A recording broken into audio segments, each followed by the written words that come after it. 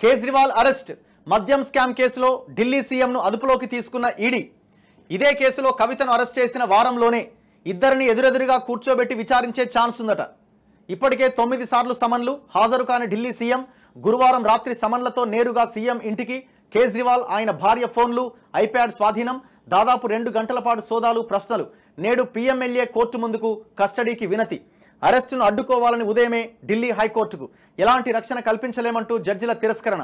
Delhi CM ఇంటి ముందు ఆప్ కార్యకర్తల నిరసన. పెద్ద ఎత్తున మోహరించిన ఆర్ఏఎఫ్, సిఆర్పీఎఫ్. కేజ్రీవాలే సీఎంగా కొనసాగుతారు, మంత్రి ఆతిషి అట. సో టోటల్గా ఈ కేసులో లాస్ట్ వికెట్ ఇది. మొన్న కవితను అరెస్ట్ చేశారు, ఇప్పుడు అరవింద్ కేజ్రీవాల్ని అరెస్ట్ చేశారు. ఈ కేసులో ఏమైనా వీళ్ళు లాగే అవకాశం ఉందా అంటే నేను ఇంతకుముందు చాలా క్లియర్గా ఎక్స్ప్లెయిన్ చేసిన.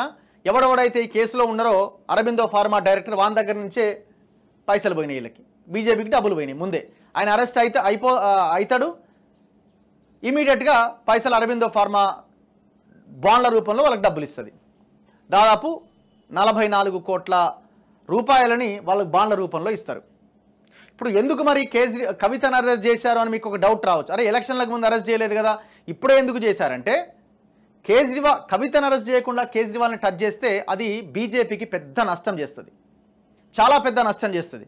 సో కవితని అరెస్ట్ చేసి ఇప్పుడు కేజ్రీవాల్ని అరెస్ట్ చేశారు. ఇప్పుడు బీజేపీకి జరిగే లాభం ఏంటంటే బీఆర్ఎస్ బీజేపీ ఒకటి కాదు అని వాళ్ళు చెప్పుకునే ప్రయత్నం ఒకవైపు. ఇంకొక వైపు కేజ్రీవాల్ని అరెస్ట్ చేయడం ద్వారా ఇండియా కూటమిని, కాంగ్రెస్ని పూర్తిగా దెబ్బగొట్టొచ్చన్న ఇంకొక అంశం కనబడుతుంది. మీరు ఏ పార్టీ అధికారంలో ఉన్నా వాళ్ళు తీసుకునే నిర్ణయాలు వాళ్ళ అధికారం కోసం, వాళ్ళ దీనికోసం తప్ప ప్రజల కోసం ఉండవు. మీరు ఇది గమనించాల్సిన అవసరం. నేను అందుకే ఇంతకుముందు చాలా క్లియర్గా చెప్పిన కదా, మీరు ఒకవేళ ప్రజల కోసమే ఈ విషయంలో నిష్పక్షపాతంగా మీరు విచారణ చేస్తున్నట్టయితే నేను విత్ ఎవిడెన్స్ చూపిస్తున్నాను కదా.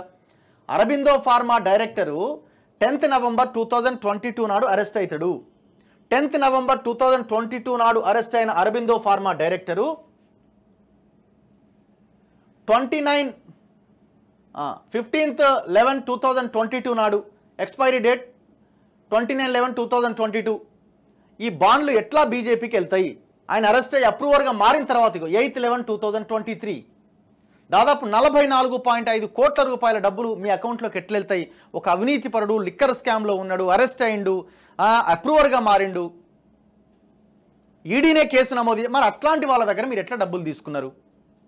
అందుకే ఇదంతా కూడా ఒక పెద్ద పొలిటికల్ డ్రామా లాగా కనిపిస్తున్నది. మనకి మనం రక్షించుకోవడానికి, మన పవర్ని కంటిన్యూ చేయడానికి తప్ప ఇంకొకటి ఇందులో ఎటువంటిది కనబడట్లేదు.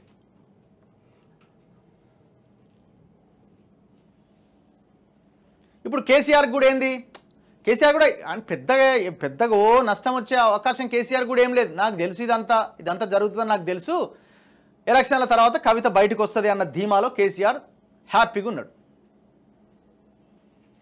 పాయింట్ ఏంది, ఎలక్షన్స్ అయిపోతే ప్రజలు ఓట్లేస్తే కథం అయిపోద్ది. కేసు ఏందో, కథ ఏందో, వ్యవహారం ఏందో, ప్రజల డబ్బులు ఏందో, అదంతా తర్వాత విషయం. ఫస్ట్ ఏంది, అధికారం రావడానికి జరుగుతున్న వ్యవహారం తప్ప ఇంకొకటి కాదు ఇది.